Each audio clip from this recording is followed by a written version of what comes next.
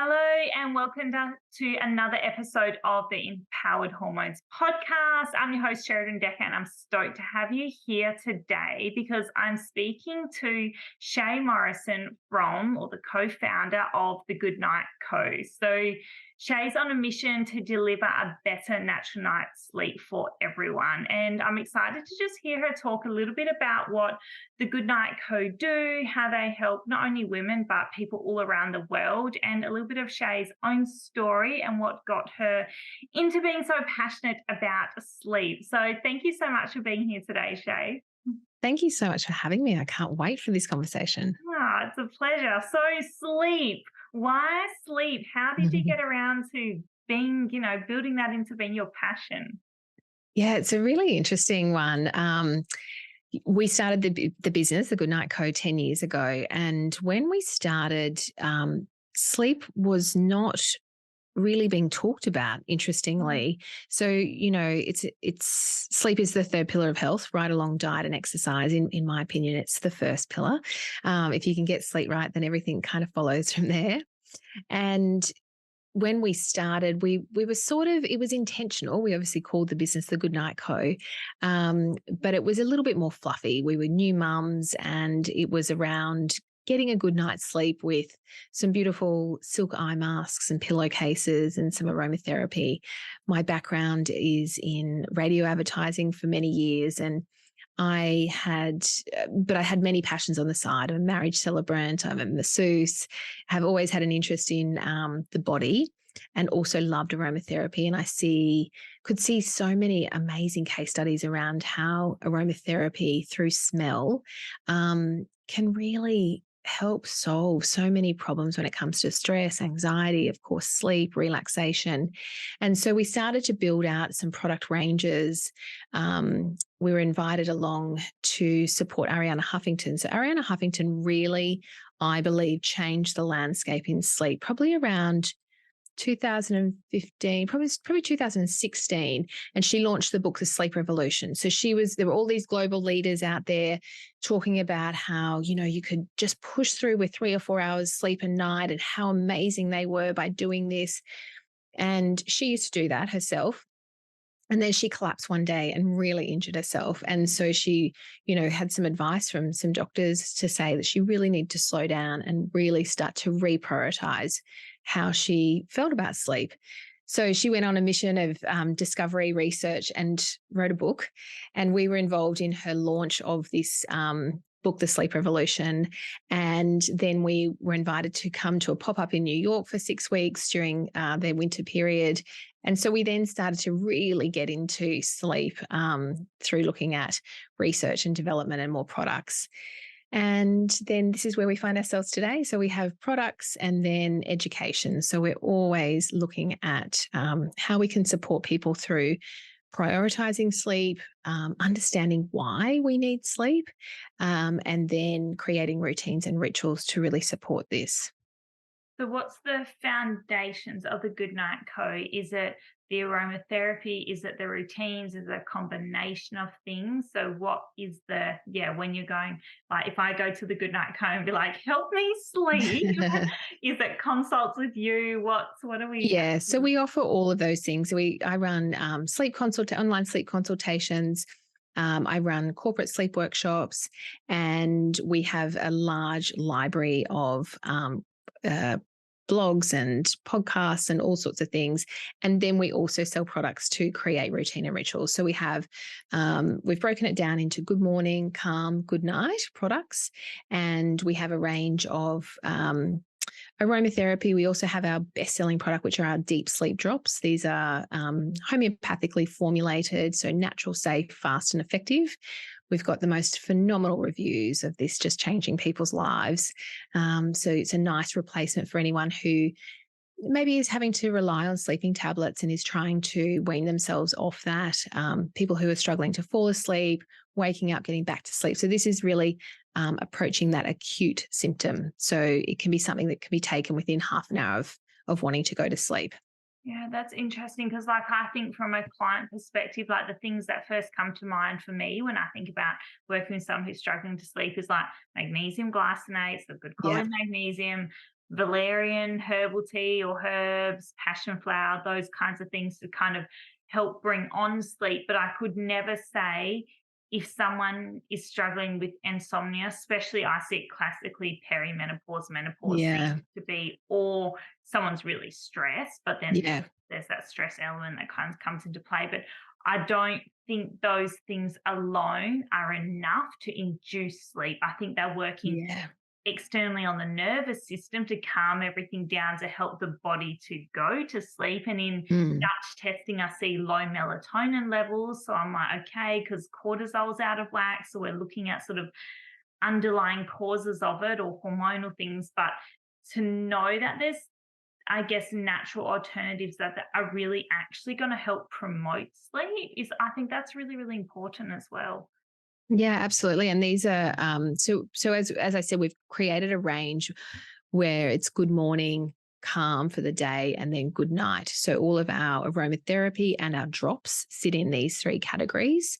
And then, it's a combination of, as you said, it's taking the aromatherapy, so whether that's essential oil in a diffuser or a roll on straight onto the skin, because as you know, with the low melatonin levels and the way that our body works, that we need the morning is actually where our great sleep starts. So getting up in the morning, having that regulation of all of our hormones, circadian rhythm running optimally, getting that hit of sunlight so that we can switch melatonin off and let cortisol and adrenaline kick in. And then we've created these supporting products to assist that. So the Good Morning blend is beautiful citrus and peppermint, lemongrass. So it's that zingy kind of pick me up vibe. So for people that might be struggling with energy, because that's the symptom, obviously, to poor sleep. So it's giving you that little boost of energy. And then throughout the day, we've regulated that with the calm products and the drops and the essential oil blend that help regulate the nervous system, allow us to keep that nice consistency so that when we come into the evening and we want to stop the sunlight and we want to get melatonin to kick in so that we start to feel tired, we've got the good night and the deep sleep drops that really support that relaxation phase into a good night's sleep.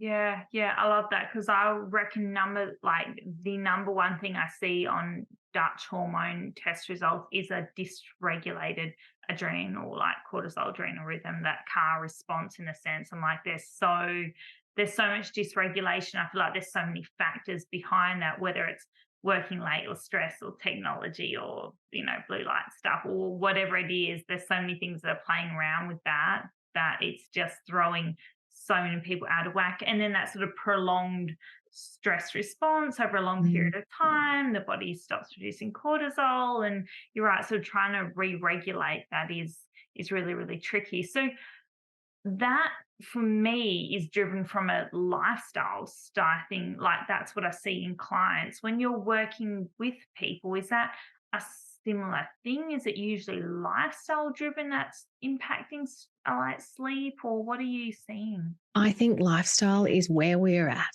I think that, and it's so challenging because it's something, this topic I am so passionate about Mm. because sleep can change people's lives. And I think for anyone who is struggling with sleep, I feel for you because a lot of people struggle with it and they just don't know how to make those changes. And when they can feel amazing because we want to use sleep to look and feel good. And we want to use sleep to avoid short term, medium term, and long term illness.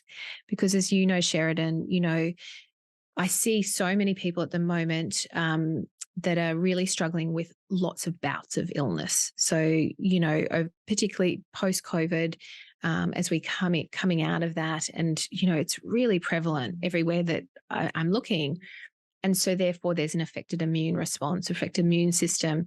And then the challenges that we don't want this to lead into autoimmune diseases and problems, because then when we get the autoimmune disease, then we're more susceptible to these longer term, more serious diseases that, we're talking diabetes, heart disease, cardiovascular, cancers, Parkinson's, Alzheimer's, dementia. There's 500,000 Australians with Alzheimer's currently. That's a large number, and that's predominantly lifestyle driven.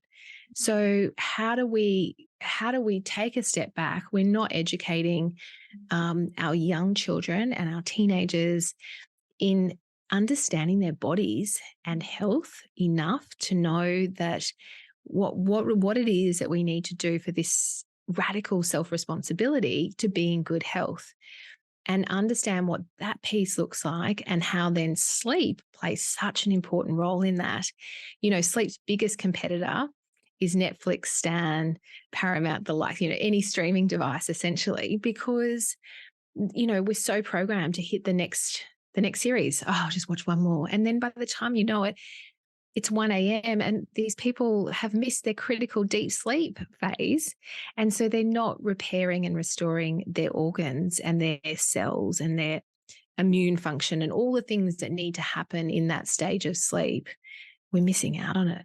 Yeah. And that's interesting because the young mothers that I work with who are in that sort of critical life stage in a sense, where they've got young babies and young kids and they're not sleeping that well as well, is that their ability the next day to make good food choices, to Oh, not yeah. crave carbs, to not snack, to not rely on coffee, to like that flow on effect just, it goes on and on and on. And I get that that is a lifestyle thing. Like that is definitely, you've got a young kid and that's just where you're at. Where you're at. I Yeah. get that, but I also know that in seeing that, someone who doesn't have kids and who can choose to make good choices, I feel like I am more prone to do that now because I watch those who can't and who are lacking in sleep, and the choices they make the next day because they're just so sleep deprived it just flows onto their whole day, and then their energy drops, and then they don't want to exercise, and then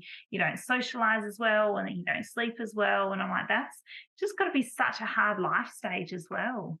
I think it is, but I think that life stage also sometimes is setting up what then cascades into never rectifying that. And I also see a lot of people that then move out of the new motherhood stage, whether that be mothers or fathers in that parent stage with young children, and they really struggle to then reclaim what is a good routine. And then this continues on and it's never sorted out. And I think because we want to lead such busy, chock-full lifestyles that it's interfering with how we prioritize the amount of sleep we need to not only look and feel good, but to support and set us up for all of our health goals, whether that be making good dietary choices and exercising, which are these three critical pieces that we need to live a healthy, long, mobile life. I often say to people, I want to live with full mobility independently in my 80s and 90s. That's a decision that I have made, and that requires a bit of work. So you can't just go through life and just be making poor decision after poor decision around these three areas and expect that that's going to happen, because it doesn't.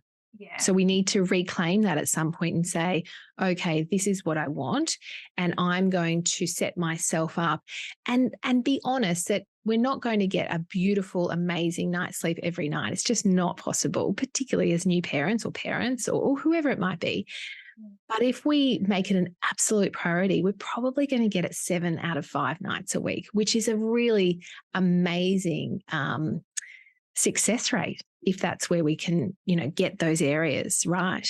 Yeah, I know as a business owner that my next day's productivity drops dramatically if I haven't slept well the night before, because I know that tiredness, that fatigue, that sort of carries on, and no amount of caffeine helps that. It just makes me tired and wired. It's not a nice feeling at all. But I think from a lifestyle point of view, what you're trying to do and what you're trying to change with people to improve their sleep is addressing so many facets that it's quite almost like overwhelming in a sense, because you're like, well, there's routine, there's Yeah. technology, there's nutrition, there's exercise, there's kids, there's that stress factor, there's that nervous system. Like it's no A plus B, therefore I'm having a poor night's sleep. Yeah, sure. If you're got a crying baby all night, you're definitely not going to have a good night's sleep. But in that sort of general sense, there are so many factors that come into it that I feel like for someone who's kind of like, okay, well, can you help me? But where do I even start? Because just to start addressing those things is quite a lot. Like there's a lot of elements Mm. to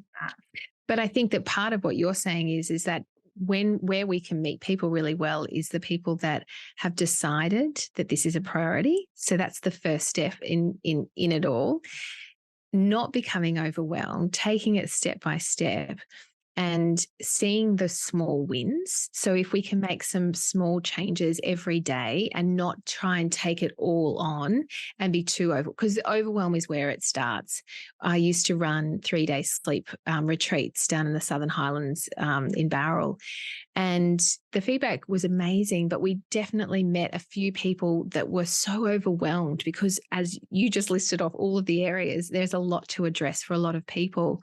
But I think that when they acknowledge that they're ready and they're prepared to make these small changes, like you would see in your clinic, around making changes to gut health and nutrition and all of the things that support that, when you start to see the results, then you're prepared to do more. Yeah. Yeah, 100%. And I think that like there is definitely those small wins along the way. Like for you, it might, or for someone who's struggling with sleep, the first thing might be like, okay, technology has a time limit. It goes off at 7 or 8 or whatever it is, kind of thing. And I think the same, someone's coming to me and they've got all these symptoms and it's hot flashes and it's like periods and it's this and it's that. It's like, okay, let's just start with one thing. Let's remove these foods or add in this digestive support. And you're right, once you see those little wins and go, oh, my bloating's reduced, then it's, yeah, you kind of like, okay, this stuff works and we'll, look further into it and do those things, which it makes me curious because when I was struggling with a lot of my gut health stuff, it impacted my sleep purely from a discomfort point of view, in the sense that I had ongoing stomach pain and really severe constipation, or those kinds of things that I'm like, okay, well, that was a element in that sleep. But there's got to be stronger links between gut health and sleep to a degree as well, more from a microbiome point of view or a digestive point of view. I like my brain's just starting to tick over with those things and go, there must be strong ties in there. I think that the gut health, if we look at our gut health and our microbiome, given that our gut is our second brain and it is the message system directly between what is actually happening, if our gut is out of whack and not in a great state, it is going to be really hard to get good sleep because of the transmission of the messages that are happening that are then even just causing the stress and the anxiety. So if we move into then stress and anxiety being the number one cause for sleeping problems right now across the world, then you look at that and go, well, is it the stress and anxiety or is it the sleep? Because it's a chicken and egg scenario. And again, only you can address that and really dig deep and understand as an individual, well, is it the sleep or is it the stress and anxiety that's causing this forever cycle? And I guess then that also comes back to gut health, because if we can maintain a really great healthy gut, then we're probably also reducing these levels of stress and anxiety, and the what's seeping into our brain as well, which is interfering with our messages. And that's really got to help. And as you mentioned, for people that have got pain, so we break it down into 3 different areas of addressing it. And that's having trouble falling asleep, people who wake up and can't get back to sleep, and then people who are waking up continually, really feeling unrefreshed and not being able to tackle the day. Now, a lot of people probably struggle with all 3 of those areas from time to time, or one of those is a really big area for them. And if you think about it, for a lot of the people, when we run polls, probably the waking up and not being able to get back to sleep is a big one. And this comes back to that gut health issue as well, because it's not the stress or anxiety that's waking people up. It's often a disruption, whether that be a light or a noise, a child, a pain in the body, maybe it's the gut, a discomfort of something that's waking them up. Then when they're awake, the stress and anxiety kicks back into gear and then they really struggle to fall back to sleep. So all of this is so integral in how it's woven into the messages. Yeah, so then my brain automatically goes, one, nutrient absorption. If there's not enough B's or magnesium or those things, we're going to impact neurotransmitters. We're going to impact that whole sort of overall response, that whole anxiety response. And the research around magnesium and depression is really strong. The research around, your B vitamins, your anxiety, and that sort of hormonal response is really strong. So one, healthy gut needs to be able to absorb those nutrients, providing you are giving your body the nutrients. So we're talking healthy diet there as well. And then the next thing it thinks about is, well, there's links between certain strains of bacteria and anxiety and depression and that sort of mood balance as well. So then we're also going, well, yes, again, you might get triggered to be woken up by something, but then if you can't regulate that response because of that bacterial, that inflammatory response is a big one. And then thirdly, that sort of serotonin based response that we're getting from a healthy gut as well. And again, I would assume healthy neurotransmitters helps with healthy sleep, and healthy neurotransmitters come from a good adrenal response as well. Those things are quite strongly interlinked too. So we're sort of seeing those different elements purely, like you said, purely beyond just a discomfort in the gut. It's like, what's my microbiome balance? How is that impacting my hormones? If there's inflammation, so let's say there's internal inflammation, there's parasites, there's candida, we're probably seeing more cortisol, which again is an inflammatory response, which has come from the adrenal glands, which impacts melatonin, which then impacts sleep. The more I think about it, the more I'm like, yeah, they do go hand in hand. Whereas initially I would have just kind of said hormones, insomnia type sort of response, but it's not. There's so much deeper, isn't it? Yeah. And I'd love to get there's two things in that conversation I'd love to chat a bit more about, is particularly around that parasite candida connection, especially for women. And then, coming back to that magnesium conversation, 90% of the world are deficient in magnesium, and we talk about, you can get magnesium out of green leafy vegetables, nuts, seeds, seafood, all of the beautiful things. But as you said, if we don't have a good gut health, we can't absorb that properly. And we probably, because our soils are so depleted, majority of us need to supplement magnesium as a bare minimum. That my one recommendation for people, particularly when running workshops, probably when I ask the question about who takes a magnesium supplement, I think that it'd be 1 in 10 maybe take a supplement. And it probably needs to be the reverse of that, given that 90% of the world are deficient in magnesium. And it's the one supplement, if you could probably take one when we're talking about sleep, that could be such a benefit. Yeah. And then the next issue on top of that, when we're sort of looking at that, is that, okay, well, that one person out of 10 who's probably taking it has probably walked into the chemist and bought the first one off the shelf that is on sale or from Woolies. And I had this with my partner the other day, and I was like, what magnesium are you taking again? I had a look, and it's like all these cheaper forms of magnesium and a whole mix of them in there. And I'm like, why what? I'm not happy about this right now, but it's so common, and so often women will come into my program. I get them to send me a photo of the magnesium they're taking, and we're like, look, I want you on a glycinate or biglycinate, or I want something that's well absorbed, because like anything, like cheap oils in a sense, like if someone saw your blends and tried to replicate it with cheaper quality oils, there is no way going to have the benefits at all. No. And I think because is it 10 types of magnesium I think are available as well. Yes. So, you really do need to get the advice. And this is what I say to people: at a minimum, go to a health food shop that has a naturopath on duty. That's your bare minimum. Or make an appointment and go and see somebody in the holistic wellness space that can direct you properly into the choice.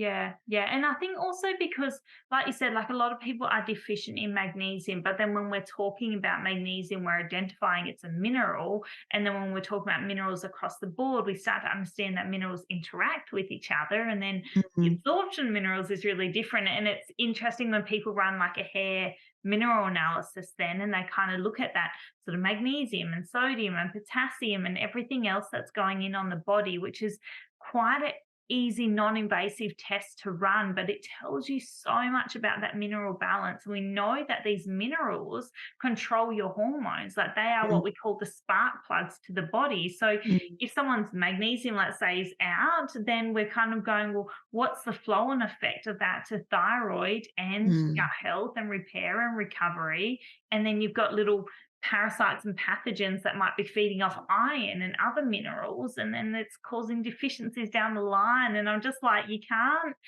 yeah, you can never look at something in isolation. Like, to address sleep is amazing, because then it also is such a strong factor that people go, okay, I'm going to deal with my sleep. And then they sort of start unpacking all mm. these other things and go, okay, what's my stress like? What's my gut health like? What's my diet like? What's all these things like? And it just sort of, I don't know, helps flow into each other really nicely.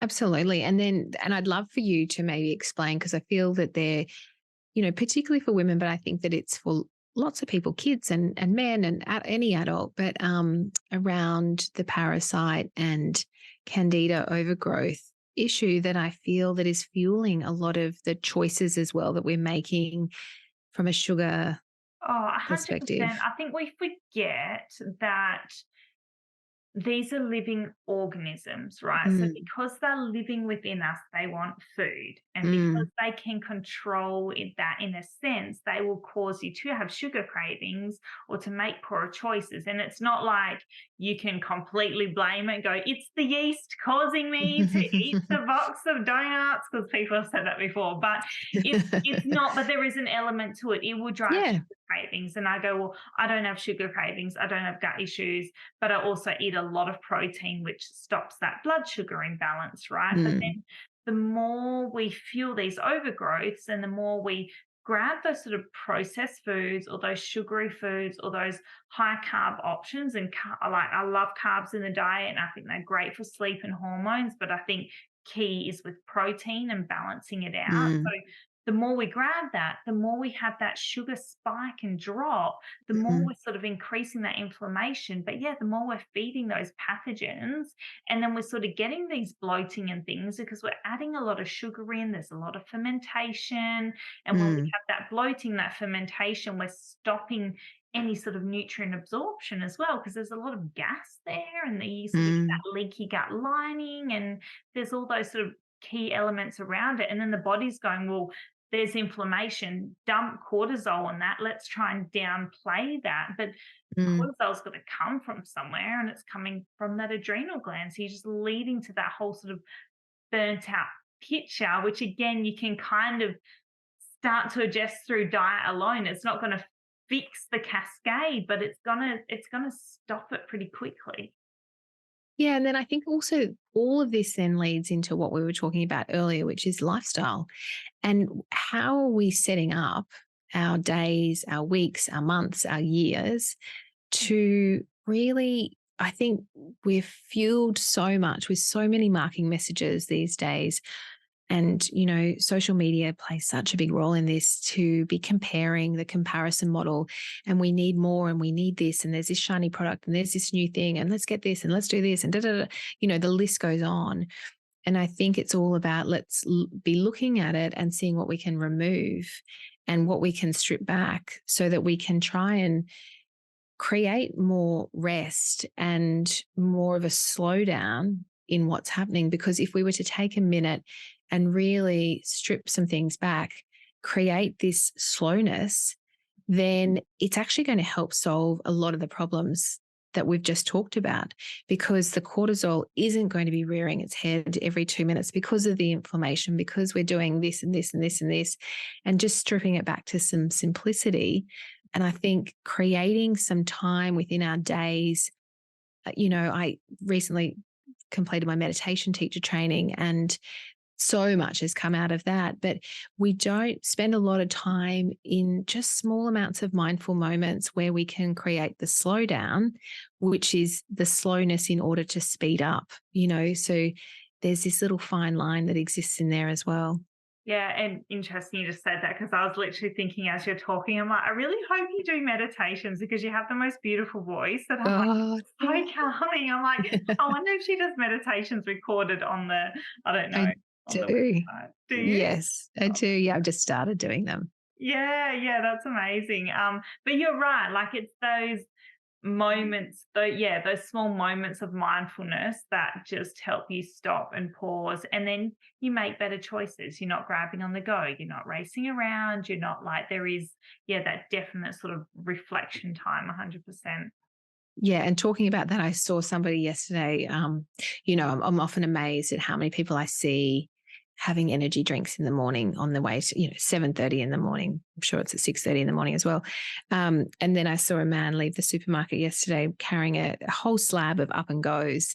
And so it's these decisions that we're making, that we're being fueled and fed, that the only reason we need energy drinks is because people are not sleeping, and they're not sleeping because we've got energy drinks. So it's this ever ending scenario again of the chicken and egg, and what comes first. Yeah, yeah. And then we change those habits and things, but we also change the way our hunger receptors work, in the sense that if you're busy and you're grabbing a coffee or energy drink in the morning, you're telling your body, in a sense, that you're not that hungry. So then people don't eat to 10 or 11 or 12 or later. And then you're sort of spiking. Well, the liver's had to store sugar all night to support you. And then now all morning, and then you're adding caffeine into the mix, which is giving you a bigger spike and then crash. So then craving more carbs and simple things, which you just get yourself stuck in that spiral for the rest of the day, I think. And so much of that is changeable.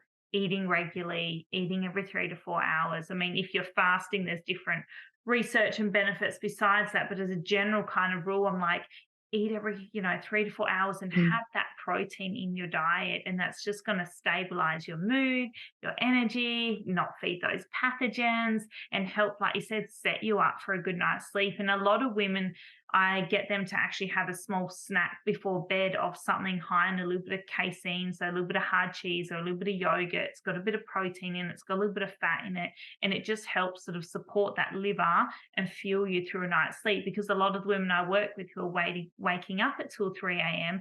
may not have eaten since 5 or 6 p.m., and their Mm. body's actually waking them up going, I'm low in sugar, like my blood sugar's dropping, I need something.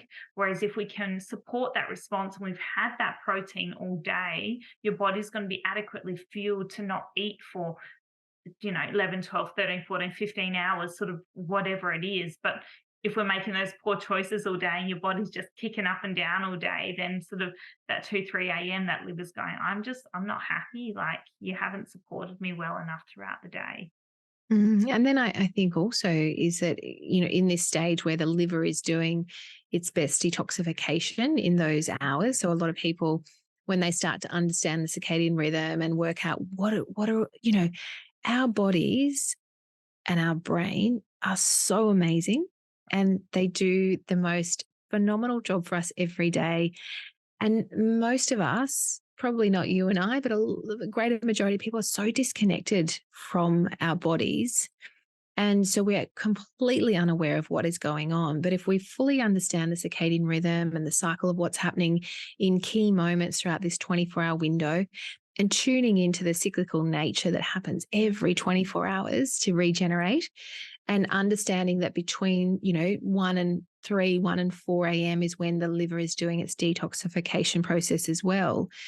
So for a lot of people that are fueling up on sugar, caffeine, alcohol, nicotine, some prescription medication, non-prescription drugs, Yep. these 6 key things for starters, and let's not even talk about stress and cortisol, all of those other things that are happening. But if we're loading up on those night after night or day after day, then the liver is already detoxifying, doing its detoxification. And then we're adding all of these extra elements in on top of the detoxification process.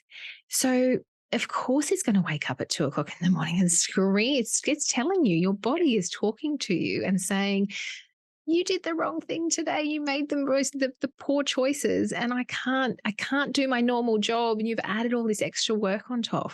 Yeah, yeah. It's the same, like a heap of alcohol before bed or any of those things. Coffee's too late in the day. I feel like there's so many controllable elements that can help improve sleep, especially, from that nutrition point of view, from supporting that liver point of view, having a regular bowel movement, detoxing things properly, sweating throughout the day, exercise, supporting Mhm. again that sort of toxic removal in a sense.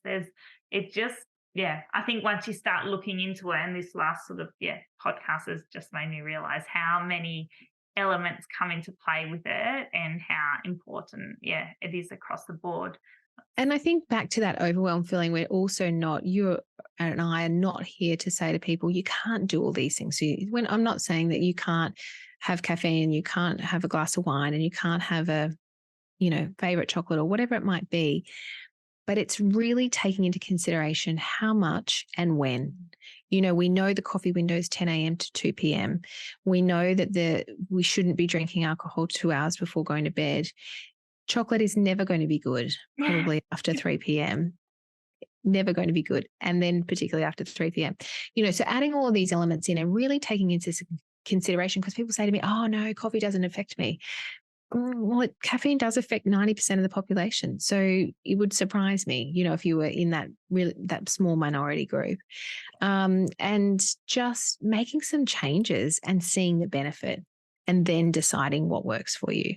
Yeah, 100%. And I think for a lot of people listening, that a good way to start as well is do jump on the website. And if you need that symptomatic support, like you said, like it can be overwhelming thinking about all the things that we've talked about, and then sort of stripping it back and go, I'll pick one or two things and just keep it simple. But knowing that there's symptomatic support in place, I Mm, think it's really, really helpful. It's like me giving someone a probiotic to help have a bowel movement. Sure, that's not addressing the issue right now because probiotics are transitional. Sorry, it's not addressing the long-term issue, but it's helping right now to get yeah. you to be able to make better choices in a sense. If you can help someone right now to have a good night's sleep, you are then going to be more empowered the following day to make better food choices. I think that's kind of where I go, oh yeah, that's helpful. Yes, we'll work on routines. Yes, we'll work on technology. Yes, we'll work on all Mm, those other things, but let's also get you sleeping, because without sleep, you can't do that stuff. absolutely. Yeah. So for those listening, best place to find you, find the website and things. Obviously, I'll link everything into the show notes, but where are your favorite places for people to go? So check us out at thegoodnightco.com.au for any information that you need. There is so much information on the journal, and then all of our products to help you create a routine. My favorite products are the Good Morning Essential Oil, which is just beautiful to get you moving in the morning. I love the calm drops throughout the day. And if you're struggling with sleep, the deep sleep drops are so handy to have next to your bed. I'm also currently taking the menopause drops. So I'm in full perimenopause, and these are definitely helping. I'm not really struggling with night sweats, but more from a regulation. So regulating my cycle and mood. So they're a beautiful product as well. So there's a lot there that you can have a look at. And you can follow me at Shea Morrison on Instagram for more tips and advice. Amazing. Thank you so much. I appreciate you coming on today. I've learned heaps and I'll probably go down a rabbit hole of research after this. Sometimes start thinking about Absolutely. it Can more. you But reshare that all with me as well? yes, It's always yes, good to have I will. somebody else But to speak. thank you, Shay. That was incredible. And I think everyone would have gotten heaps out of that. And I'm excited to be like, watch this space, because I feel like I'll be chatting to you again in the future. Sounds great. Thanks, Sheridan.